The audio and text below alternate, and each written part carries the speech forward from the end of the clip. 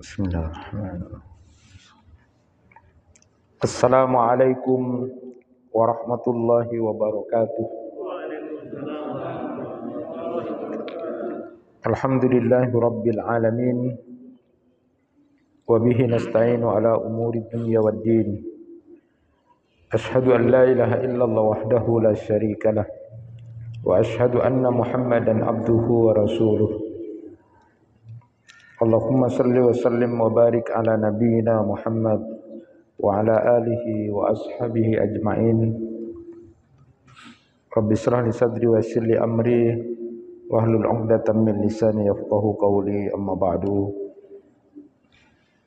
Bapak-bapak, ibu-ibu, jamaah kaum muslimin yang dirahmati Allah, kajian kita lanjutkan sekarang pada tema tentang siapa orang-orang yang dilaknat malaikat. Jadi kalau istilah dilaknat malaikat itu artinya didoakan kejelekan atau keburukan oleh malaikat. Dan berdasarkan beberapa hadis Nabi sallallahu alaihi wasallam, beberapa kelompok orang itu, yang pertama adalah doa malaikat atas orang-orang yang pelit atau bakhil agar hartanya itu dihabiskan. Ma min yaumin yusbihul ibad fihi illa malakani yanzilani fayaqulu ahaduhuma Allahumma a'ti munfiqan khalafa wa yaqulul akhar Allahumma a'ti mumsikan talafa. Tidak ada satu hari di mana seorang hamba berada di waktu pagi melainkan dua malaikat turun kepadanya. Salah satu di antara keduanya berkata, "Ya Allah, berikanlah ganti bagi orang-orang yang berinfak." Dan malaikat yang satunya mengatakan, "Ya Allah, habiskanlah, hancurkanlah harta orang yang kikir atau bakhil."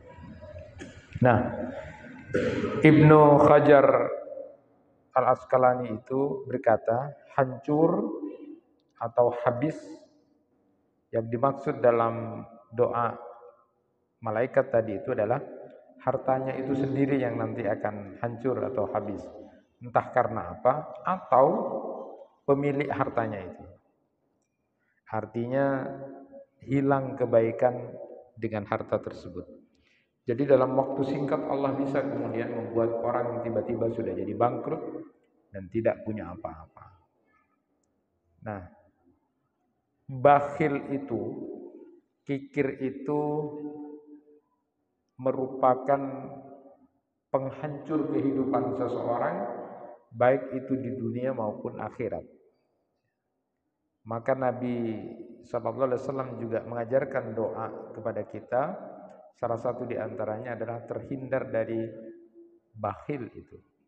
Allahumma inni a'udzubika minal jubni wal bukhl. Jadi itu masuk penyakit. Jadi penyakit yang berbahaya itu adalah ketika kita menjadi orang yang bakhil. Kenapa begitu sangat menekankan agama kita untuk menjauhi bakhil atau kikir itu? Karena ini memang merupakan karakter yang betul-betul membinasakan umat sebelumnya. Jadi berdasarkan riwayat Abu Dawud itu, orang-orang terdahulu, umat-umat terdahulu itu hancur, habis itu gara-gara bakhil ini, gara-gara kikir.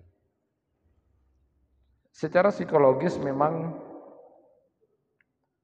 yang ditakuti manusia itu adalah takut kehilangan, takut kehilangan. Jadi ini yang disebut dengan, kalau dalam ilmu psikologi itu adalah respon defensif, ya. Dia bersifat antisipasi, di mana setiap orang memiliki kecenderungan untuk mempertahankan hak miliknya, apalagi dia sudah merasa nyaman dengan kepemilikannya itu. Jadi hartanya, jabatannya, pangkatnya, popularitasnya, ketenaran dia, pengikutnya yang sudah banyak.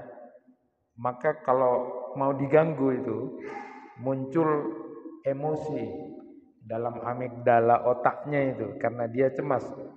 Maka bila itu tidak dikendalikan cenderung akan menimbulkan egoisme, agresif dan curiga. Jadi kalau orang sudah merasa nyaman dalam satu posisi itu takut kehilangan. Jangan sampai diganggu itu. Jadi memang secara psikologis manusia itu yang dirasakan adalah takut kehilangan. Nah, oleh karena itu dalam Islam supaya tidak muncul penyakit seperti itu, Allah Subhanahu wa taala mengajarkan mekanisme pengendalian pada pemilikan harta dengan adanya konsep zakat, infak, sedekah. Jadi mengingatkan bahwa harta itu adalah pemilik hakikinya adalah Allah. Dan di dalam hadis itu sudah disampaikan jelas oleh Rasulullah SAW bahwa harta itu hakikatnya adalah apa yang kita makan sampai keluar, apa yang kemudian kita pakai sampai lusuh usang, dan harta yang akan dimiliki oleh kita sesungguhnya adalah harta-harta yang kemudian kita taruh, kita tanam fisabilillah itu di jalan-jalan Allah, baik zakat kita, infak kita, sedekah kita, itulah sebenarnya harta yang kita miliki. Jadi bukan yang ada di di bank-bank itu gitu ya. Hakikatnya itu adalah semacam yang kita makan sampai habis dan yang kita pakai sampai usang, dan kalau itu sisa akan menjadi warisan. Tetapi walaupun begitu, manusia itu tetap punya mental, namanya mental barrier. Mental barrier itu mental kepemilikan dan takut kehilangan. Itu wajar, itu manusia itu adalah mentalnya itu takut kehilangan dan dia punya mental ini milik saya. Nah, seperti yang pernah saya sampaikan, ada penelitian bahwa ada namanya Elizabeth Dunn. Elizabeth Dunn itu dari Kanada. Beliau kemudian dari hasil penelitiannya menyebutkan bahwa harta yang kemudian suka dibagi, maka itu akan membuat seseorang itu akan menjadi bahagia atau senang. Tetapi sebaliknya, ketika orang itu punya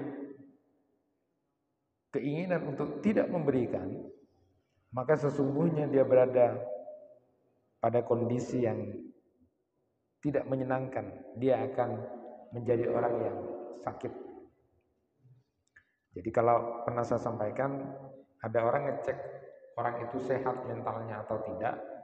Ketika dia senang berbagi, itu berarti sehat mentalnya. Tapi kalau dia senang mengumpulkan dan tidak senang membagi, maka sesungguhnya dia berada dalam kondisi yang sakit. Nah, sekedar mereview sesuatu yang penting tentang sedekah ini, bahwa kita memahami dari berbagai macam hadis itu, orang yang bersedekah itu punya efek banyak. Efeknya banyak. Ada yang kemudian bisa mengundang rezeki berikutnya, bisa menyembuhkan sakit, bisa kemudian tolak bala, sehingga kemudian ada orang bersedekah itu punya tujuan-tujuan seperti itu, the miracle, keajaiban-keajaiban. Ya. Walaupun demikian, faktanya bahwa ada dua fakta yang bisa ditemukan tentang sedekah itu. Pertama, bahwa orang sudah tahu keutamaan-keutamaan itu, tapi tetap tidak mau bersedekah, artinya masih bakhil, kikir. Dan yang kedua, fakta yang ditemukan ada yang kemudian bersedekah tapi tidak punya nilai sedekah, dan itu yang berbahaya. Eman, eman. Dia sedekah tapi tidak punya nilai. Nah, kenapa itu bisa terjadi? Ya. Yang penting kita harus pahami bahwa konsep zakat, infak, sedekah itu adalah keharusan bagi mereka yang kemudian memiliki harta untuk berbagi. Itu adalah satu kewajiban, satu hal yang harus dipahami, itu adalah perintah dari Allah. Qul li ibadiyalladzina amanu yuqimus salat wa yunfiqu mimma razaqnahum. Jadi membagi harta itu adalah keharusan. Itu saja berhenti di situ. Kenapa? Karena ada orang bersedekah tapi tidak memiliki nilai sedekah. Kenapa? Karena cara dan tujuannya bersedekah itu salah. Sekali lagi, di antara fakta bahwa sedekah itu punya keutamaan, punya kelebihan, berbagai hadis tadi disebutkan. Ya. Maka lalu orang kemudian ada yang termotivasi untuk itu. Tetapi juga ada dua fakta yang terjadi di masyarakat. Pertama adalah bahwa ada orang yang walaupun tahu seperti itu ya tetap saja kikir, bakhil. Atau yang kedua, ada orang yang bersedekah tapi tidak punya nilai sedekah. Kenapa itu terjadi? Karena cara dan tujuannya bersedekah itu salah. Mari kita perhatikan yang pertama dulu. Cara bersedekahnya yang salah. Yang pertama, karena dia bersedekah itu dengan jalan menyakiti hati orang yang menerima. Di dalam Al-Quran Allah Subhanahu Wa Taala berfirman, Ya ayyuhalladzina amanu la tubtilu sadaqatikum bil manni wal adha. Jadi Allah Subhanahu Wa Taala mengingatkan itu, orang-orang beriman jangan kamu batalkan sedekah-sedekah kamu, artinya tidak punya nilai, tidak value itu karena kamu melakukan alman wal adha. Apa alman itu? Ada ulama tafsir menyebutkan itu adalah menyebut-nyebut sedekah. Jadi kalau orang bersedekah terus disebut-sebut itu bisa kemudian batal nilai pahalanya itu dari. Jadi suka menyebut-nyebut sedekahnya. Kemudian ada juga yang menafsirkan, ini penting dan biasanya terjadi, itu bilman itu adalah mengambil jasa dari orang yang menerimanya. Ini tanpa sadar kita sering lakukan. Jadi bapak, ibu kalau ngasih sedekah sama orang, sekarang ibu bapak mau ngasih sarung misalnya sama orang, mau ngasih sarung. Terus niatnya sarung itu mau dikasih sama orang. Tapi gini, anu pak, sabluna begini kak, anu aki kasa sebelah anu, sapu aki persis itu. Tentu orang yang mau dikasih sarung ini mau. Karena dia mau dikasih sarung kan, suruh bersihkan halaman rumahnya. Itu namanya ngambil kesempatan itu. Ngambil kesempatan. Nah ini kecil loh, masalah ini kecil. Apalagi sarung yang mau dikasih itu titipannya orang, Pak. Pak. Bapak ETTP orang suruh beki aki. Anu Pak, tolong minta tolong ki, tak tolong. Bahasanya bagus. Nah ini juga alman. Maka saya bilang kalau ibu mau ngasih sarung sama orang, ya nanti urusan nanti bersih-bersih itu kasih lagi, itu lain. Kasih 20.000 lain itu urusannya. Cak pas pulana abria sarung. Atau mau ngasih uang bagi-bagi 100, terus 100 itu disempatkan Mas tolong dibersihkan yang itu Pak. Oh, Mas. Itu lain lagi. Itu bisa aman. Jangan mengambil jasa dari yang menerima. Dan itu sering itu banyak. Apalagi kira-kira kalau titipannya banyak, saya telepon itu Pak. Benih sedekah nanti pas orang yang saya nerima, Rasulullah itu suruh ini. Nah itu juga masuk alman. Hati-hati. Juga ada yang kemudian menyebut alman itu adalah menunjukkan kebesaran pemberi. Jadi dia ada kebanggaan nih ngasih orang itu. Jadi tampilannya itu kelihatan. Ya itu susah nih. Itu juga alman. Itu memang tipis tuh Pak. Gini-gini itu jangan kamu batalkan sedekah-sedekah kamu itu dengan gitu. Dengan apa di dalam Al-Quran disebut dengan alman itu. Nah, jadi bisa dengan menyebut-nyebut sedekah wes kayak ngasih orang terus enggak usah sebut-sebut terus. Karena itu bisa nyakitin. Jadi mengambil jasa tadi atau kemudian menunjukkan kebesaran dirinya. Atau yang berikutnya karena al-adha itu. Al-adha itu jelas membuat sakit hati orang yang nerima.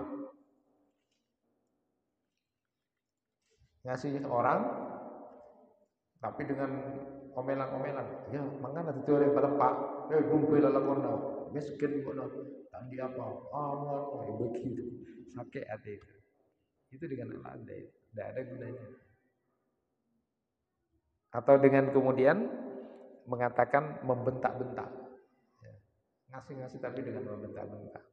Itu menyakitin. Makanya di dalam Al-Quran tersebut qaulun ma'rufun wa maghfiratun khairum min sadaqatin yatba'uha adza. Kamu itu loh berbicara yang baik lalu memaafkan itu jauh lebih baik daripada kamu ngasih sedekah tapi sambil nyakitin sama yang dikasih. Cuma hebatnya Pak, orang yang namanya butuh Pak, tikal pon, kikiri kalau udah tak ada apa, minta penting kalau udah saya gitu. Itu lain lagi itu. Jadi ada karakter tak ada apa pon pesoe gula gitu. Tapi yang penting saya dapat uang gitu, ada yang gitu. Nah padahal di dalam Al-Quran itu disebutkan, kamu berbicara baik sama orang, lalu kemudian kamu memaafkan, itu jauh lebih baik daripada kamu memberi harta, tapi kemudian itu membuat sakit hati orang yang kamu beri itu. Cara yang kedua yang kemudian membuat sedekah itu tidak bernilai sedekah itu adalah karena pamer. Jadi ini kan jadi perdebatan pamer itu ya. Ya bapak lah yang tahu, ibu yang tahu dengan konsep-konsep pamer itu. Ya artinya ada yang pro kontra gitu. Gak apa-apa untuk siar satunya. Ya silakan. Tapi yang namanya hati itu kan susah. Maka diusahakan ada orang yang punya memberikan sedekah itu tapi karena pamer itu kemudian tidak punya. Itu berbahaya juga. Maka di dalam hadis yang selalu saya ulang-ulang itu tentang hadis keikhlasan yang diriwayatkan oleh Abu Hurairah ketika ditanya oleh beberapa orang yang dipimpin oleh Nabil bin Qais, salah satu pemimpin orang Syam itu tanya, coba sebutkan hadis Nabi yang langsung kamu dengar dari Nabi yang membuat kamu masih teringat-ingat. Yaitu salah satu diantaranya adalah yang menggambarkan ada 3 kelompok manusia yang nanti di hadapan Allah kemudian dijadikan bahan dari neraka.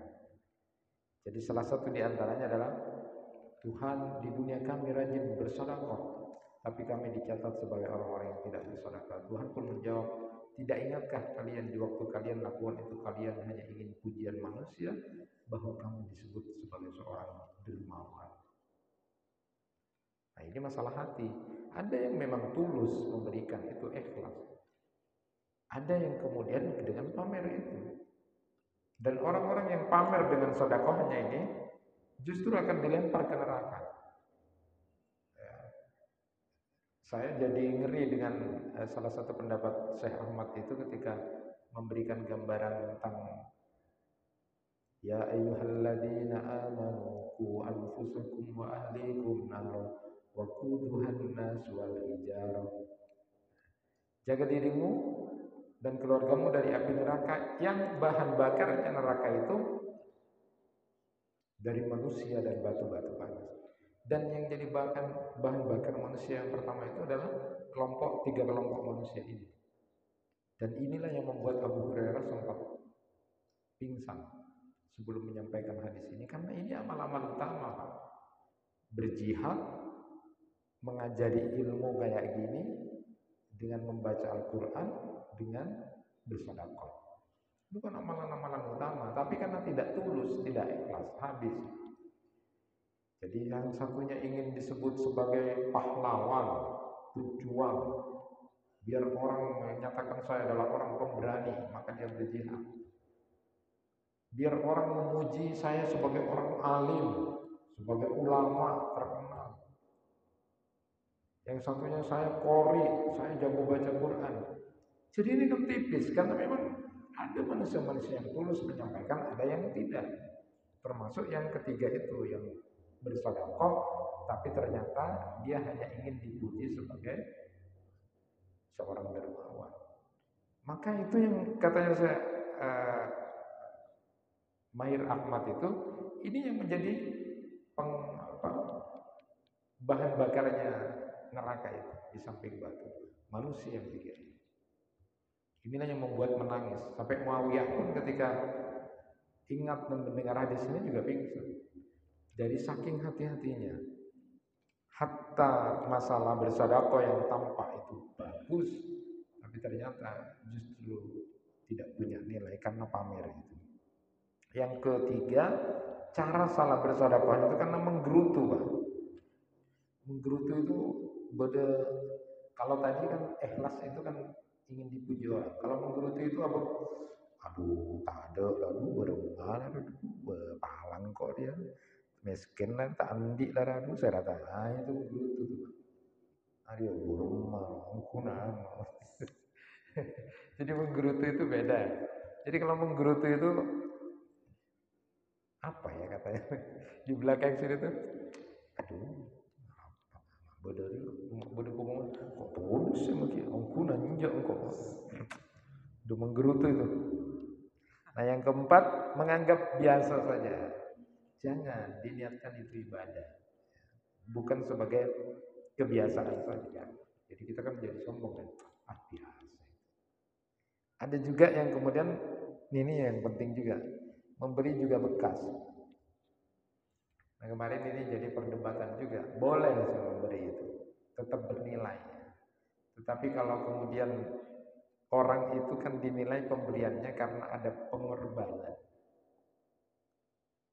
Jadi makanya Nabi menyebutkan ada yang seorang ngasih 1 dirham itu jauh lebih baik dari yang 100 dirham.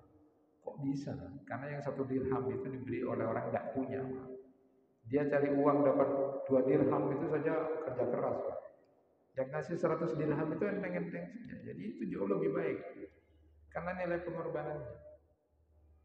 Nah, kalau bekas itu tetap bernilai. Tapi coba bayangkan, ibu bapak biasanya menjelang hari raya, puasaan mulai, baju-bajunya yang bekas itu diangkut, ya bakar uang. Dia langsung kok asal dekar ya. Padahal itu dikeluarin itu ibu tidak merasa kehilangan. Nah karena bakar uang itu bencak lu gitu kan, itu tidak punya nilai pengorbanan. Jadi tapi puasaan, lain, mereka sedekah. Tapi itu bekas-bekas. Artinya sebenarnya bapak dikeluarin atau tidak itu nilai pengorbanannya kan dikit. Apa mau abang? Jadi ini menjadi perhatian juga. Makanya kan kalau dalam kafarat apapun itu sebenarnya kan sama-sama. Beri seperti yang kamu makan. Jadi kalau ada kegiatan sosial seperti kamu makan enaknya. Ya, kalau kita makan enak itu standarnya 15.000 ya 15.000.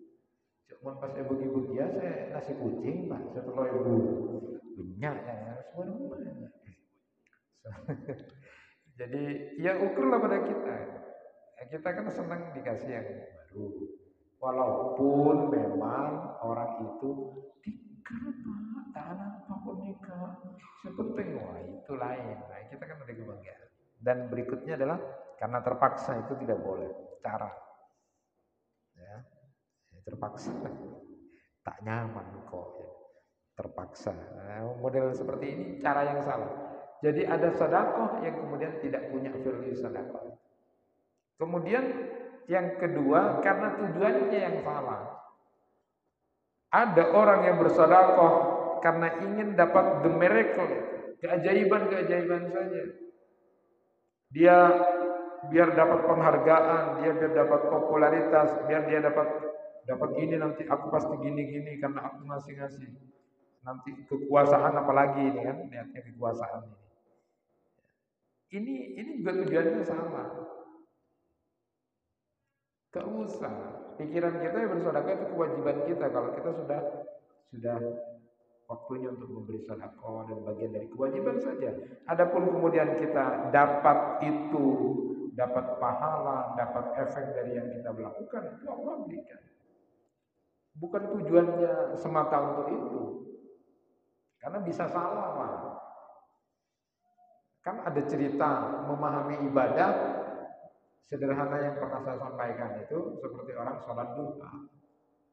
Sholat duha itu salah satunya adalah pembuka pintu rezeki, Pak. Hanya sholat duha terus, Pak. Oleh telur bulan kok nggak ada perubahan, Pak Kun dia cara dia ya. Pak Kun, aduha terus. Pak ada perubahan ini. Ini nanti jadi salah sama Allah. Karena dia menganggap itu adalah sesuatu gitu. Nah itu sering dimunculkan. Sampai kemudian berikutnya itu adalah ketika memahami itu tujuannya yang salah itu dia ingin mendapatkan apa yang namanya tadi disebut dapat membuka rezeki malah tidak berubah. Nah, mulai muncul ada cowok pada ya pujung tak pujung gitu. Sudah karena dia menganggap harus ada keajaiban. Lebih parah lagi ketika kemudian ketika sudah 3 bulan itu tiba-tiba ada perubahan. Waduh saya ketok labeng gitu kan. Arya senang boleh rezeki saya tak sangka dia. Ternyata setelah itu justru yang datang itu adalah orang yang lagi hutang. Bodoh utang saya 5 tahun saya ada itu pernah. Pas tadi sudah tuh.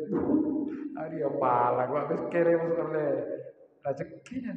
Saya malah sekarang itu ditagih hutang yang dianggap sudah lupa itu Pak. Lakaran di otak lupa. Apa yang ada di pikiran orang itu ketika kemudian mengasumsikan bahwa ibadah doa yang dia lakukan kemudian justru menjadi persoalan bagi. Ini berbahaya Pak. Kalau sampai kemudian sampai percuma saya aku aja apa ada tunanaan. Karena apa? Karena tujuan awal ketika dia ingin melakukan ibadah itu semata-mata ingin mendapatkan keajaiban itu. Jadi orang yang tulus itu ya lakukan saja ini perintah Allah memberi, saya memberikan, ya lakukan saja. Nanti dia kemudian mendapatkan yang namanya keajaiban-keajaiban itu bagian dari rahmat Allah, bagian dari apa yang sudah dia lakukan. Tetapi dia tulus melakukan itu. Jadi yang intinya adalah bahwa yang benar itu ketika bersedekah adalah niat yang ikhlas, lalu kemudian tulus, ya beda dengan yang tadi ikhlas itu. Kalau tulus itu tidak karena terpaksa, dia lapang dada saja memberikan. Kemudian kalau bisa, ini menurut petunjuk Imam Al-Ghazali, kalau bisa itu dirahasiakan, kecuali itu yang wajib seperti zakat. Apapun itu diusahakan dirahasiakan, kecuali punya nilai syiar dan kita sama sekali tidak pernah terpengaruh dengan publikasi itu. Jadi diusahakan tetap rahasia. Maka di dalam hadis-hadis itu banyak disebutkan bahwa Ada orang melakukan amal-amal itu kemudian tidak ada yang tahu. Hatta pun kita Pak bertengkar dengan seseorang itu tidak boleh dikasih tahu. Jadi kita biasanya misalnya begini, biayai orang kuliah, biayai orang sekolah. Ini sudah. Kita itu amal kita tidak ada yang tahu misalnya. Nah terus suatu saat yang kita bantu itu tengkar sama kita atau mungkin sama dirinya. Pas muka, aduh, pas sama dia. Sabar sama sabar. Kok mulai sabar? Ada saya tahu. Gua ada antar ya. Jadi ada orang-orang yang amal rahasianya itu sudah mendekatkan dirinya ke surga itu. Tetapi gara-gara dia tidak bisa nahan diri sedikit saja. Lalu kemudian dia ungkap. Termasuk aib saudaranya, persahabatan. Persahabatan terus muncul, ya bagus dia tutupi aib itu. Tidak pernah. Tiba-tiba tengkar. Tengkar ada masalah, orang yang bagus tetap menjaga aibnya. Walaupun dia misalnya ingin dapat dukungan, support, tapi dia diam aja. Tidak menceritakan aib saudaranya. Tapi kalau orang yang kemudian tidak tahu, padahal menutup aib itu pahalanya besar itu. Dia nanti akan ditutupi aibnya di akhirat saat terjadi huru-hara akhirat yang luar biasa itu. Karena dia bisa menahan untuk tidak membicarakan aib saudaranya, dia akhirnya ditutup oleh Allah, didelet gitu. Tapi karena dia tengkar di dunia, akhirnya dia tidak bisa. Hanya dia ngomong yang sifatnya pribadi. Nah, diceritakanlah karena namanya sahabat kan tahu semuanya, dibongkarlah seperti itu. Nah, gejala-gejala seperti ini sesungguhnya adalah termasuk orang-orang yang kemudian menghapus amal-amal yang sudah sebenarnya mendekatkan dirinya kepada surga itu. Kemudian berusaha juga ketika kita sedekah itu tepat kepada sasarannya, diusahakan tepat pada sasaran. Memang ada riwayat yang menyebutkan ketika ada orang tulus ikhlas memberikan harta itu, tapi justru tidak tepat sasaran. Jadi justru yang diberi itu adalah maling, yang dikasih pezina, yang dikasih itu orang kaya. Tetapi karena keikhlasan orang yang memberi ini bisa berubah menjadi wasilah hidayah. Itu juga penting. Jadi kekuatan ikhlas itu bisa merubah sesuatu yang kemudian tidak benar menjadi benar, Pak. Karena kekuatan ikhlas itu. Sama dengan seorang ulama yang kemudian memberikan apa sih bedanya Allah kemudian membagi-bagi pahala yang disebutkan orang yang berbagi akan dibalas 10 kali lipat, 70 kali lipat, 100 kali lipat, 700 kali lipat. Ada yang unlimited. Bagaimana membedakan itu? Tergantung kuwatul ikhlas. Jadi semua amal yang kita lakukan itu akan berlipat pahalanya 10 kali lipat. Tapi orang yang ketulusannya lebih dalam lagi bisa jauh lebih dari itu, 70 kali lipat. Ada yang sampai 100 kali lipat, 700 kali lipat, ada yang unlimited. Itu tergantung kepada ketulusan. Jadi kuwatul ikhlas itulah yang membedakan antara satu orang dengan yang lainnya. Kalau sudah berbicara kelipatan pahala di atas 100. Tapi kalau secara umum itu dapat 10 kali lipat, 70 kali lipat. Tapi kalau di atas 100 kali lipat itu tergantung kepada kuwatul ikhlas. Nah, itu contoh bahwa ternyata malaikat itu justru mendoakan orang-orang yang berbuat bakhil. Dan manusia itu memang punya kecenderungan kalau urusan harta itu memang agak pelit, agak bakhil, agak mikir. Kita memang tidak bisa membayangkan bagaimana sahabat Umar bin Khattab yang dengan begitu sangat kompetitifnya, ya, mereka berfastabiqul khairat itu antar para sahabat. Sudah yakin dia sudah bawa separuh hartanya. Kalau sekarang tidak ada yang ngalahkan aku katanya. Termasuk Abu Bakar. Ternyata Abu Bakar justru memberi semuanya ya. Jadi kalau Utsman bin Affan itu memberikan harta pada saat persiapan perang Tabuk, itu langsung dikasihkan oleh Utsman bin Affan semuanya itu. Sampai Nabi mengatakan habis ini kamu yang kamu lakukan sudah tidak akan ada apapun. Artinya luar biasa. Makanya Rasulullah itu sama Utsman bin Affan itu senang. Sampai putri beliau kan dua putri beliau kemudian dinikahkan dengan Utsman bin Affan. Walaupun dari sisi umur itu jauh Pak umurnya. Ya kalau sekarang yang rame Pak, apa ruangnya? Padahal zaman dulu tidak ada masalah. Kalau sekarang rame itu Pak, kelar seperti itu. Dan dapat apa itu? Kalau zaman dulu itu biasa ya.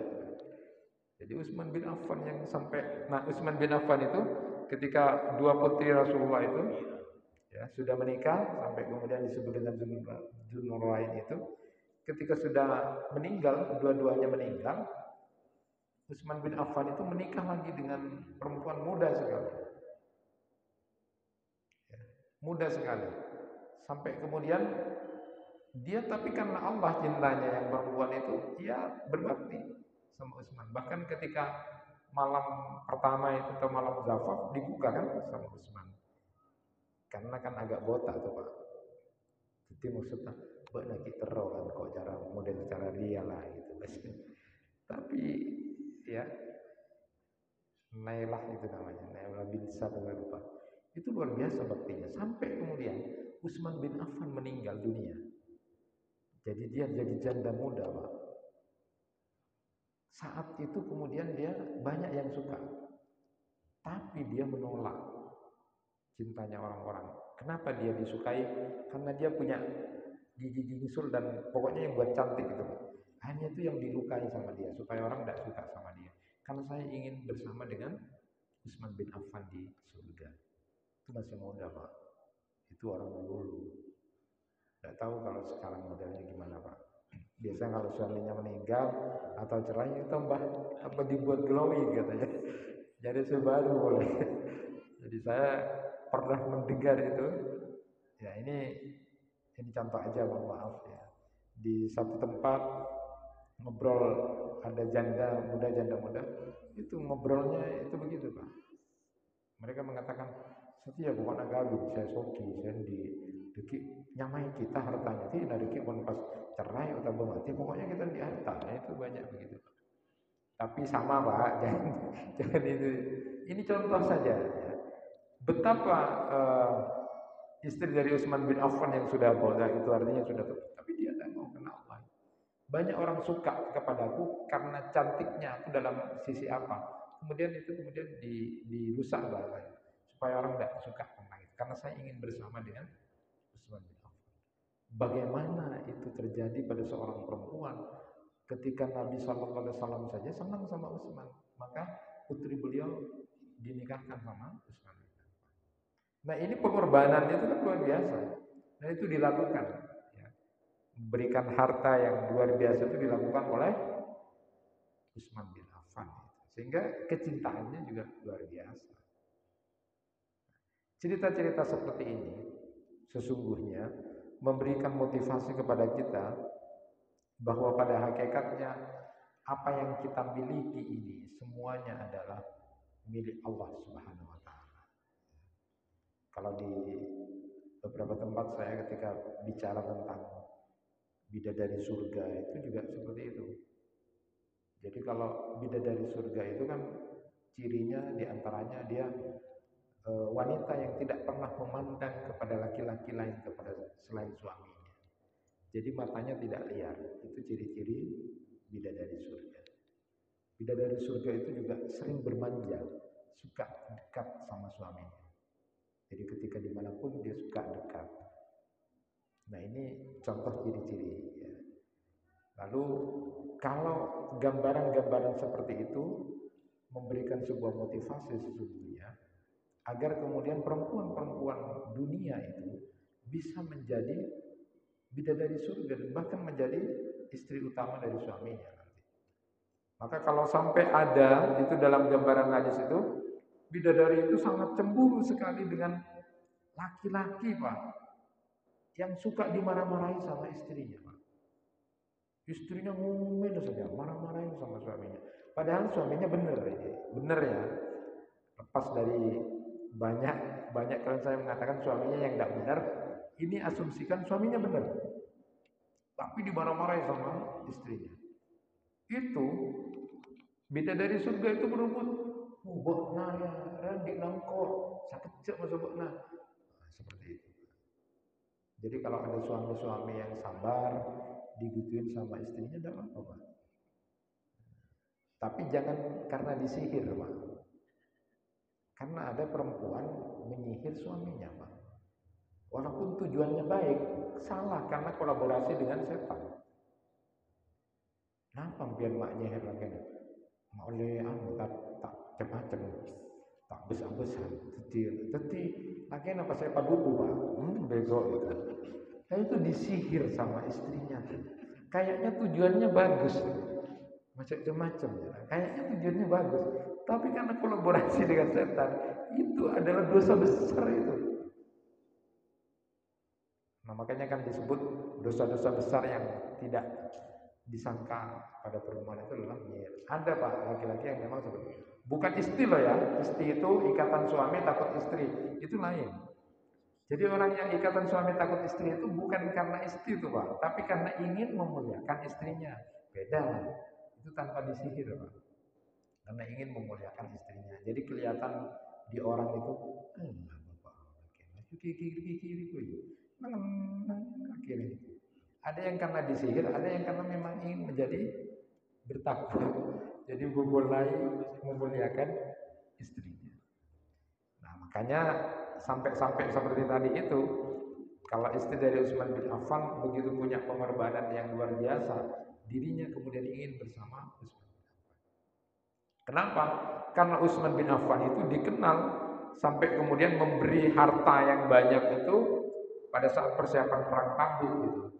Jadi sampai Rasulullah itu di saat itu susah itu, kondisi yang susah, kondisi yang sulit, tapi Utsman bin Affan memberikan semuanya. Sampai bahasanya Rasulullah itu takut, ya Allah, kamu tidak akan mengalami sesuatu yang jelek setelah ini karena pengorbanan kamu dan pemberian kamu yang luar biasa. Itu orang yang begitu Pak, tulus, murni seperti itu. Dan itu memang jarang sekarang. Nah, inilah bahasan kita masih pertama tentang siapa orang-orang yang dilaknat oleh malaikat. Itu adalah orang-orang yang bakhil, orang-orang yang kemudian pelit, kikir, dan itu akan menghancurkan dirinya sendiri. Maka salah satu kebiasaan yang bisa dibangun sesuai dengan hadis ini, silakan ibu atau bapak punya kebiasaan memberi sedekah di pagi hari. Ada sampai kemudian itu seorang ibu yang pakai teknis yang berbeda. Boleh enggak teknisnya itu karena dia tidak punya uang banyak, jadi tiap hari itu ngasih 2.000 di omplong, 2.000 tiap pagi. Nanti kalau sudah banyak baru dikasihkan orang yang kira-kira punya nilai. Ya itu juga teknis bagian dari cara ya.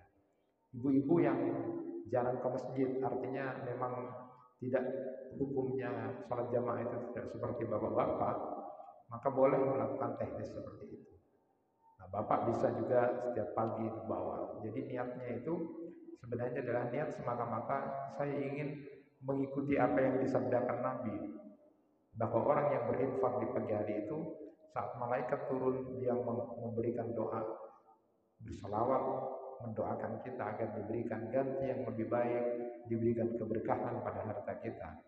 Lalu yang satunya malaikat ketika kita menjadi orang kikir pelit, maka lalu kemudian habiskan saja hartanya dan hancurkan. Kita dilaknat. Nauzubillah. Ini kelompok orang yang pertama yang kemudian dilaknat oleh malaikat. Mudah-mudahan kita termasuk hamba-hamba Allah yang kemudian diberikan ketulusan, keikhlasan di dalam bersedekah. Dan kalaupun kita kemudian tidak bisa bersedekah dengan harta itu, kita bisa bersedekah dengan senyuman kita, kebaikan kita, membantu orang lain. Sebisa yang bisa kita lakukan itu semuanya adalah bagian dari sedekah, termasuk berzikir, melakukan aktivitas apapun kebaikan, semuanya punya nilai sedekah di hadapan Allah. Dan betapa bahagianya kalau itu bisa kita lakukan di waktu pagi hari dan selanjutnya. Itu yang bisa disampaikan, mudah-mudahan bermanfaat. Kurang lebihnya mohon maaf. Wassalamualaikum warahmatullahi wabarakatuh.